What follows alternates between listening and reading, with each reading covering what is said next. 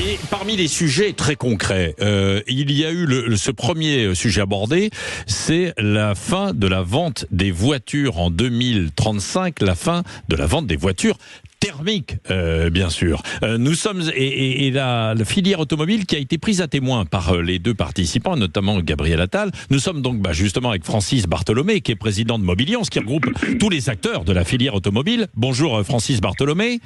Oui, bonjour. On va reprendre, tiens, on va écouter un petit extrait, justement oui. Sur ce petit clash entre les deux candidats hier soir. La fin des moteurs thermiques à l'horizon 2035 va entraîner à la fois... Pas la fin des moteurs thermiques en 2035.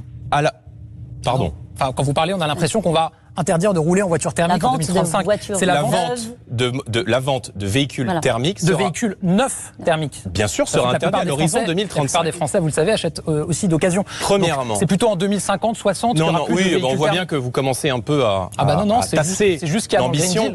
Parce que la transition énergétique... Voilà. Bon, il y a eu un peu de confusion parce que c'est vrai que le calendrier, il est un tout petit. Alors normalement, il est clair, mais il y a un peu de flou en fait actuellement. Alors, vous avez été pris à partie en fait, Mobiliance, en disant, enfin les acteurs de la filière économique, en disant, bah oui, on discute avec eux. C'est vrai, on discute avec vous, Francis Bartholomé. Oui, bien sûr. Oui, bien sûr. Je pense qu'il faut rappeler quand même un peu notre position. Quoi. On va essayer d'éclairer un peu le sujet. Oui, complètement. Parce que là, à mon avis, là, ça manque un petit peu d'être clair. Ouais. La Mobiliance a signé avec d'autres partenaires et l'industrie notamment un comité stratégique de filière sur lequel il y a un certain nombre d'engagements. Ces engagements sont simples. C'est que la France produise 2 millions de voitures électrifiées, je dis bien en 2030. Ouais. Quand on dit électrifiées, il est bien d'accord que ce soit les voitures toutes électriques, mais aussi les voitures hybrides rechargeables, par exemple. Ouais. Et la France, et nous avons signé aussi un accord pour la vente de voitures électriques, la vente de voitures toutes électriques en 2027 de 800 000 voitures. Donc ça c'est clair, nous l'avons signé, nous en sommes porteurs également. Ceci étant, nous gardons notre position, qui est une position qui va compenser un peu les deux parties qui changeaient. C'est que globalement, nous on est toujours pour la neutralité technologique, la mixité technologique et la différence de sources d'énergie. Pourquoi ?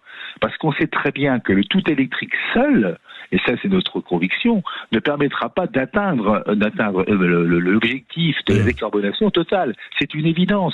On voit bien que ça n'avance pas à la vitesse rapide, et ça voit bien qu'à un moment donné, pour les conditions que nous connaissons, les prix, on va pas revenir sur le sujet que tous les automobilistes et amis connaissent, ça voit bien qu'aujourd'hui on marque un frein extrêmement important et qu'il faut savoir.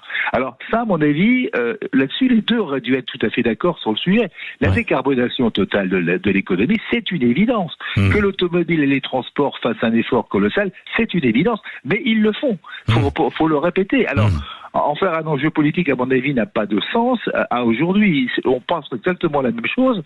C'est peut-être un petit peu les vitesses différentes à laquelle il faut avancer. Je crois que c'est notre position, et notre position, nous la gardons. Nous sommes allés en Chine récemment. Je donne un exemple. En Chine, qu'est-ce qui se passe ? Ils sont très fiers de parler de leur voiture à énergie nouvelle. Je crois que c'est leur sens. Mais dans la voiture à énergie nouvelle, nos amis chinois n'oublient pas de nous dire que globalement, ils utilisent encore la voiture thermique, puisque les voitures hybrides rechargeables font partie des voitures à énergie nouvelle, systématiquement, et représentent aujourd'hui la majeure partie des voitures produites en Chine et vendues en Chine, avec objectif peut-être bien sûr, à terme, je ne sais quand, de supprimer les voitures thermiques. Ils ne les ont pas supprimées. Je pense que nous, exactement de la même façon chez nous, on pourrait avoir cette politique qui est sûrement la bonne à terme, mais qui n'est pas bonne aujourd'hui pour faciliter effectivement le passage à l'électrique, avoir à peu près cette source d'énergie. Et nos amis chinois aujourd'hui, qui se targuent d'être extrêmement volontaires sur l'électrique, nous importent encore aujourd'hui des voitures hybrides rechargeables. Donc on voit bien que là, on tourne autour d'un truc un peu idiot. On veut tous aller au même endroit. On pense qu'il faut y aller à des vitesses un peu différentes. Et il faut surtout pas casser notre industrie qui souffre suffisamment et qui va souffrir encore plus de la concurrence des Chinois. Donc le sujet était là. Je crois que tous les deux auraient pu se mettre d'accord là-dessus et avoir à peu près ce raisonnement de bon sens ce qu'on essaye, nous, de faire passer par Mobiliance. Ouais, complètement. Merci beaucoup, Francis Bartholomé, président Mobiliance. Puis je rappelle, parce que c'est vrai que Gabriel Attal a insisté en disant, oui, il y a des usines de batteries, effectivement, en France. Et c'est vrai, on est en train de les construire. Est-ce qu'on aura les bonnes usines de batteries demain à 10 ans? Est-ce qu'on aura rattrapé notre retard? C'est des sujets de discussion que nous avons avec le Premier ministre.